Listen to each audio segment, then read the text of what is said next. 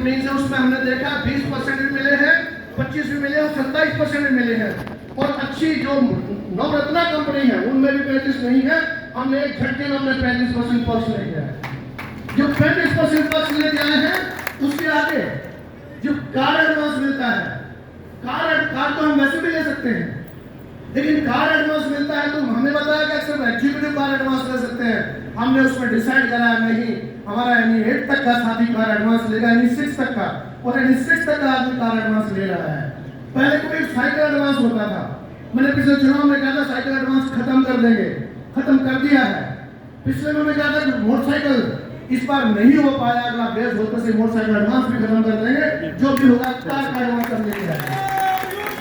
ये बात सिर्फ इसलिए नहीं है, कार एडवांस का लोन है, लेकिन लोन का मतलब क्या हुआ? 2 चीजें हैं, एक तो हमारा स्टेटस है कि हमें कार का एडवांस मिल सकता है, और एक ये बात है कि हमें इतनी पे मिलती है कि कार की हम किस्तें भर सकते हैं और कार का पेट्रोल भी खर्च कर सकते हैं। कार के पेट्रोल के लिए हमें सब्सिडी की देखने की जरूरत नहीं पड़ेगी, कार का भरवा के हम गाड़ी आराम से चला सकते हैं।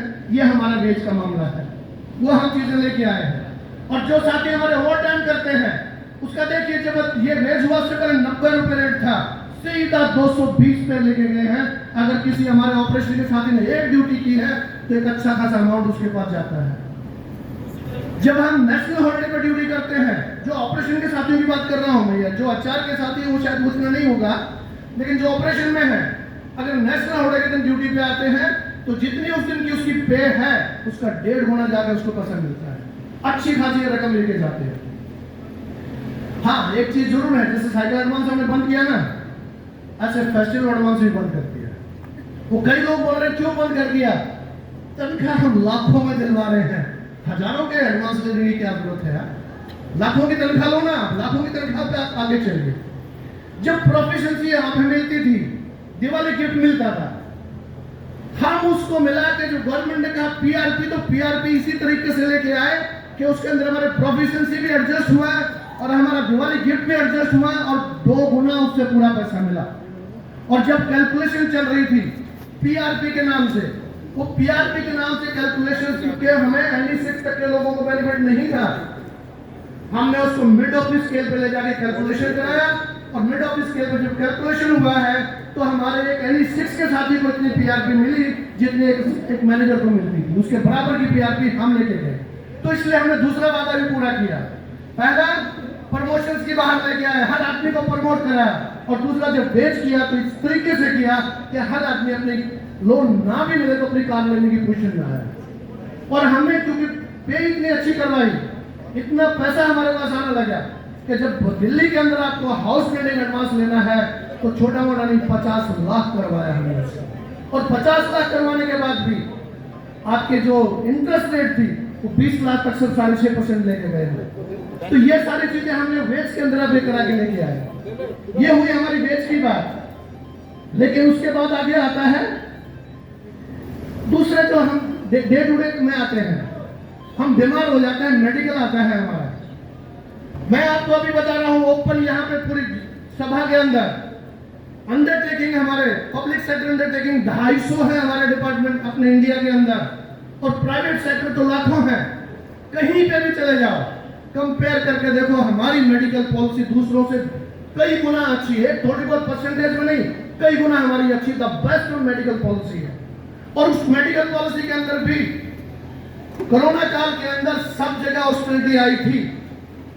आपकी यूनियन ने आपके मैनेजमेंट के साथ मिलकर मेडिकल पे कोई ऑस्टेरिटी नहीं आने दी।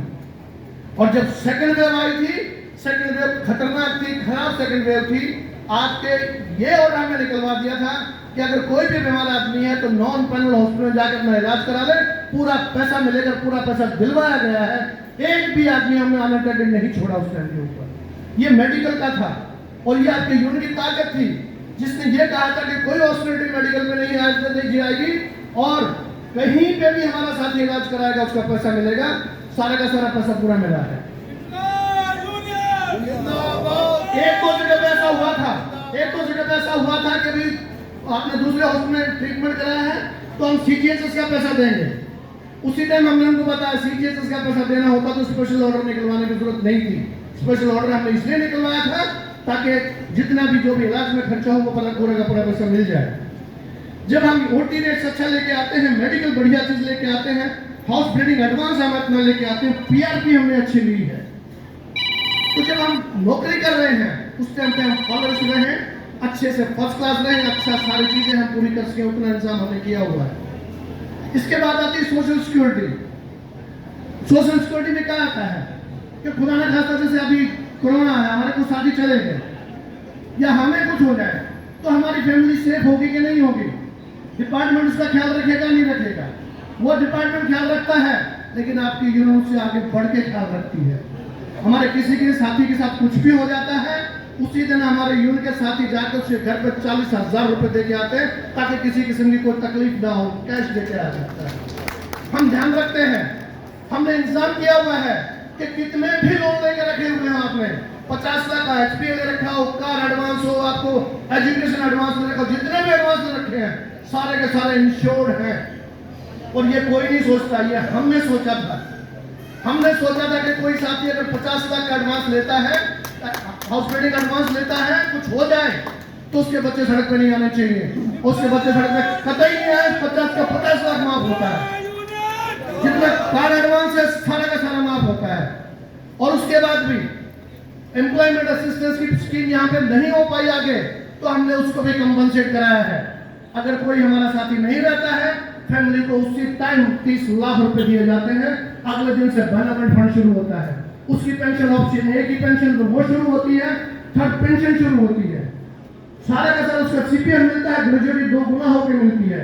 और अगर ग्रुप डी का भी साथी हमारा कोई छोड़ता है हमारा साथ, उसकी फैमिली अगर सही ढंग से इन्वेस्टमेंट करे तो 45 से 50,000 रुपए महीना अगले दिन से शुरू कर दिया जाता है। हमने एम्प्लॉयमेंट असिस्टेंस की जरूरत ही नहीं छोड़ी। इसलिए जरूरत नहीं छोड़ी कि एम्प्लॉयमेंट असिस्टेंस में आपका बच्चा किसी का आएगा तो ग्रुप डी में आएगा, 45 से 50,000 रुपए मिलते हैं, इतनी किसी की पे भी नहीं होती है, उतने बराबर आपको पैसे का इंतजाम हमने कराया है। अपने बच्चों को अच्छे से पढ़ाओ, आप आगे बड़ी पोस्टों पर लेके आओ, ये सिस्टम भी हमने कंप्लीट कर दिया है। उसके बावजूद भी कुछ प्रॉब्लम हमें आ रही थी, हमारे साथी के या हमारी फैमिली की तरफ रिक्वेस्ट आ रही थी कि कुछ न कुछ इंतजाम हमें कराया जाए। हम रेगुलर का नहीं करा पाए, लेकिन अभी हमने करा दिया है कि जो कॉन्ट्रैक्ट बेस पे आते हैं, अगर कोई बच्चा उसमें काम करना चाहता है तो इंतजाम कंप्लीट है और आगे शुरू हो गया है और हमने निकलवा दिया है।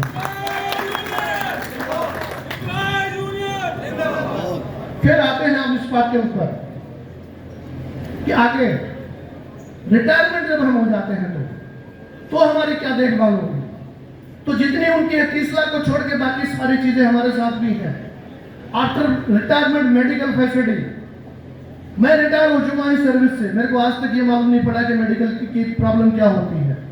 कितने ही साथी हमारे रिटायर हुए हैं, ना उनको मेडिकल बिल में हमने को प्रॉब्लम आने दी है, ना उनका जो क्वार्टरली पैसा मिलता है उसमें कोई प्रॉब्लम आने दी है, ना उनको अगर इंडोर मेडिकल में जाते हैं ना उसमें कोई प्रॉब्लम आने दी है, किसी तरह की प्रॉब्लम नहीं है।